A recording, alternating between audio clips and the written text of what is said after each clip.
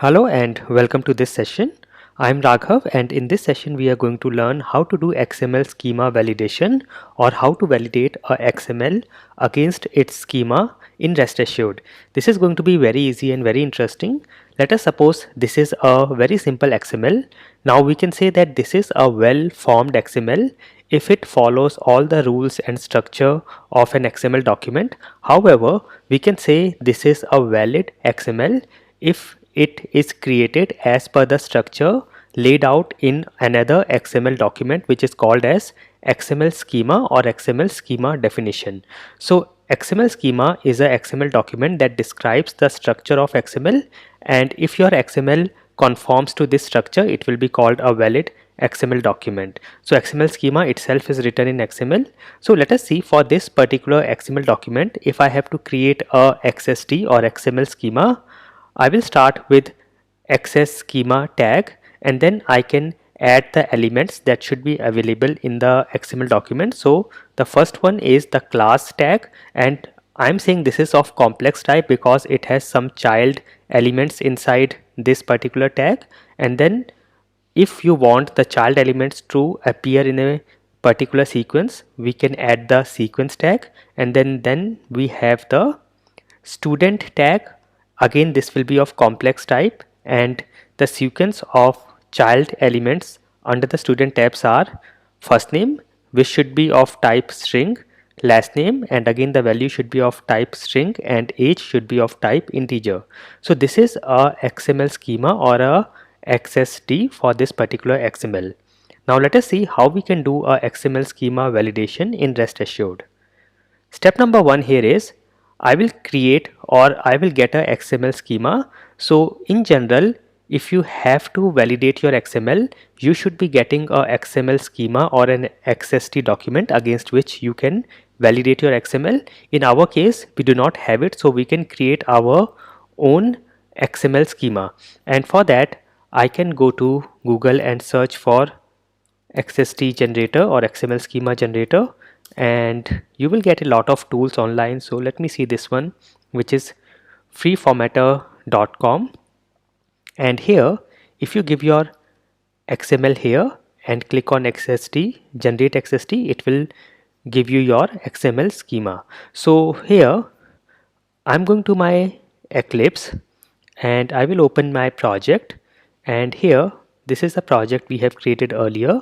If I go to src test java and tests package, in the last session we created this soap XML request, and here this is a calculator soap API.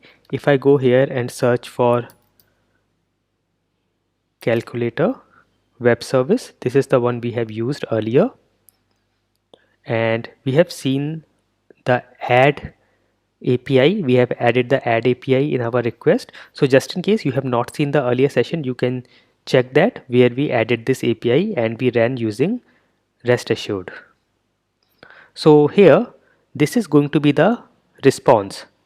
So in our response we will get something like this, where we will have the add result which should be of type integer, and then we will have, this is the structure of the response, and this is what I want to verify. I want to verify my response against an XML schema. So I will copy this response and then go here to free formatter, paste this XML, and instead of integer I can add some value here. So this is my XML response that I am expecting, and I will say generate XST.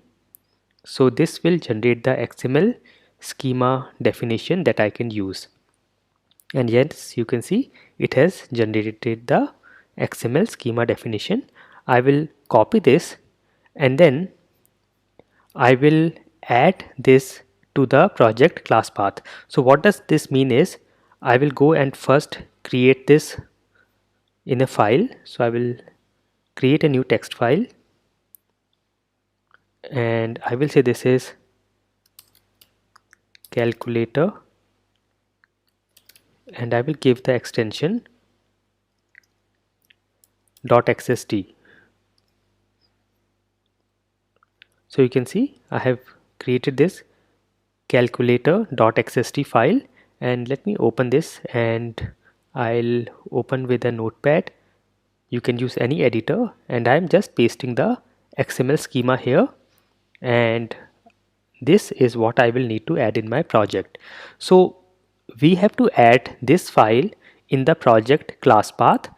So what is the class path is, if you do a right click on your project folder and go to build path and say configure build path and go to source, so you can see the folders that can be used as locations where you can add files that will be added directly to your class path.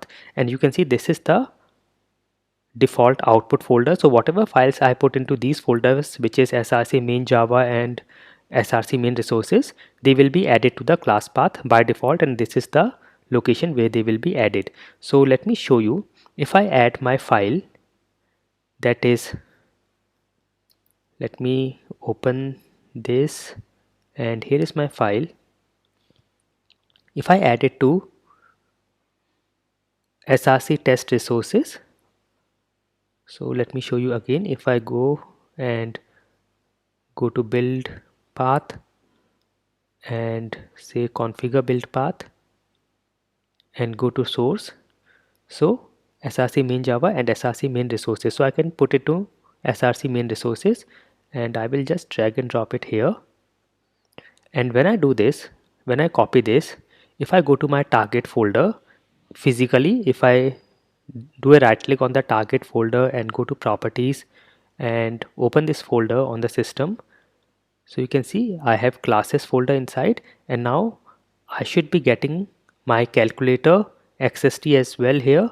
So for that I will have to build the project. Let me just build the project. I will say project and build, and as I build the project, you will see here I should be getting the calculator XST file in the build path, that is target classes folder. And you can see now it is here. So as your project is built, you will get it. So now this is what it meant when I said add XST to the class path in the project, and by default src main resources is the folder that you can use. And you can also check, if I do a right click to src main resources and go to build path, it is showing me remove from build path. That means this folder is already in the build path of this project. So we have done step number 2. Step number 3 is, now I can create a new class. I will go to my src test java and go to tests folder, and I will create a new class here. I will say XML schema validation, and I will save this. And now I have got a class. The next step is we have to create a function and annotate it with testng annotation @test. So I will create a function. I will say public void XML, or I'll just say schema validation, and that's it, a curly bracket start and stop. And now I will annotate it with the function @test. If I press Ctrl spacebar on my keyboard, I'm getting this option to get it from org.testng.annotations. So I will get this. Make sure that you get it from the testng library here. And now after this, I can add the code to run the API request with rest assured. So I'm going to add a code to run the add API from this calculator SOAP web service, and this is exactly what we had done in the earlier session.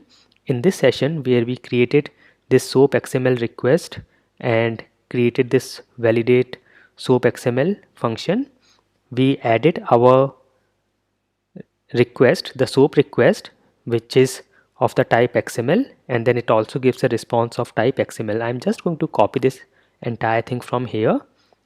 Just in case you have not watched the earlier video, you can watch that first and get this code ready. I'm just going to copy this and paste it here, and you can also see it is taking the request from a file which is under the folder soap request add.xml, which is here. So soap request add.xml, we added our request here. If I open add.xml, this is the request where we are doing a addition of 2 and 3, and we should get 5 in the response. So here I will save this, and we may have to resolve some errors. So here I should be adding throws declaration. So I'll just add the declaration here, and for here as well I will add the IO exception, and that's it. Looks like this is all fine. I will first run and check if this is working fine. I can do a right click and run as testng test, and let us see the output. And yes, everything is working fine. So this is all fine, and I'm also getting the result, which is 5 here, the addition of 2 and 3. So this is fine. Now next step is I have to add the code to validate XML response against the XML schema or the XML schema definition, and the code is this. I can say assert that body, and I can use the function matches XST in class path and give the XST file, and because it is in the class path our calculator.xst, I can just mention the file name here. So I will say here I will go to the bottom, and after I have validated this I will remove the semicolon, give a dot here and say and let me put it in a new line for easy readability, and again I will say dot, and I will say go to the next line and I will say assert that, and then I will say body dot body, and here I will say I have to use the function matches XST in class path. This should be coming from rest assured matchers. So I will say rest assured matchers dot matches XST in class path. So I will say matches XSD. So we have all these functions matches XSD, where file is the input or file input stream, or we can directly get it from the class path because we have already added our XSD file in the class path. So if you want, you can use the other functions as well, and here I have to give the path of the file. So I'll just mention the name, that is calculator.xsd. so you can see the file name is calculator.xsd. I'll mention this here,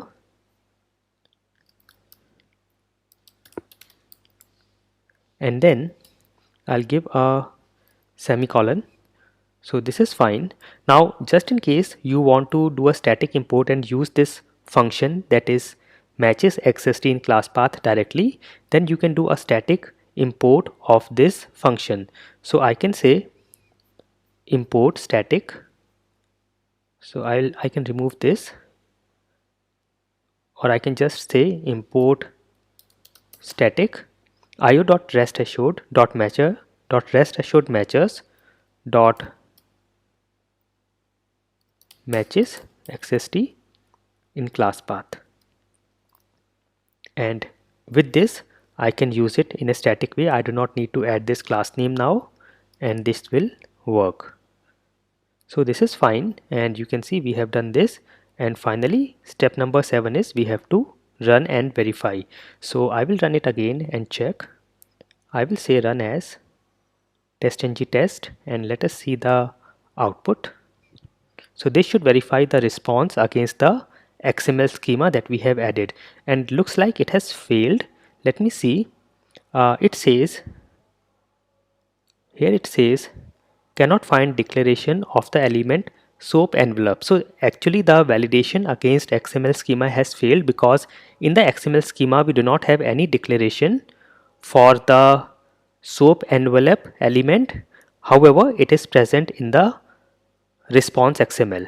So for that, what we can do is, if I just copy this statement and search it on Google. Let us see what we get the options. So yes, we have a Stack Overflow article on this discussion here, and I should be getting a direct solution. Most probably we may have to add this in our XML schema. So let me open my XML schema. This is our XML schema, and we should be adding the information about the envelope. So here you can see this is exactly what is the issue we are getting. Cannot find declaration of element soap envelope. And here you can either change your XML, and because we are getting the XML body from the server, I cannot change that, but I can change the XSD. So I can just add this in my XSD. This statement should work. I will go here, and after access schema element, I will just add this where we are getting the namespace, and you can also check it from your XML. This should be same, and this is our soap envelope. I will save this, save, and run my class again and check. So let us see now. So this is working fine. Still there is some issue. Let me check again. This time still we have the same issue. Let me check again. Okay, we had not yet built our project. Let us build it and then check, because until then in the class path it should be having the old file. So I will say project, and I can say clean and build, and I will say project. So I think it should already have built.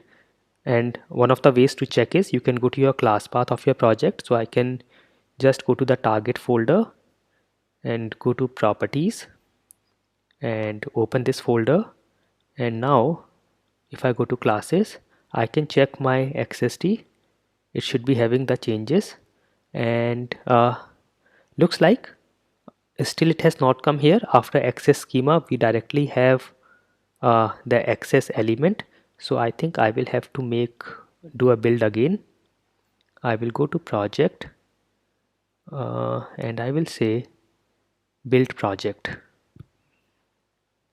and after this is done we should be getting the updated file here.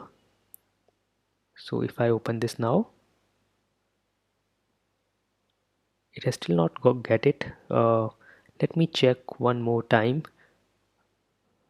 Project clean, I will say build only the selected project, and it is doing now, and I will say build automatically. And yes, now I think we should get the changes in our class path. If I now open it,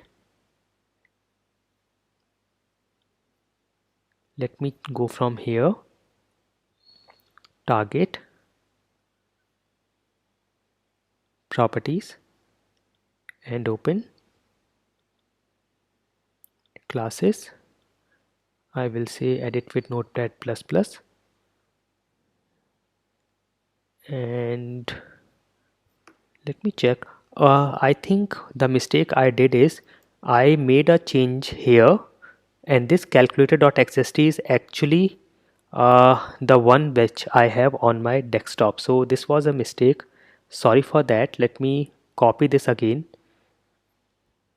Let me copy the XST again in my src main resources folder and say OK.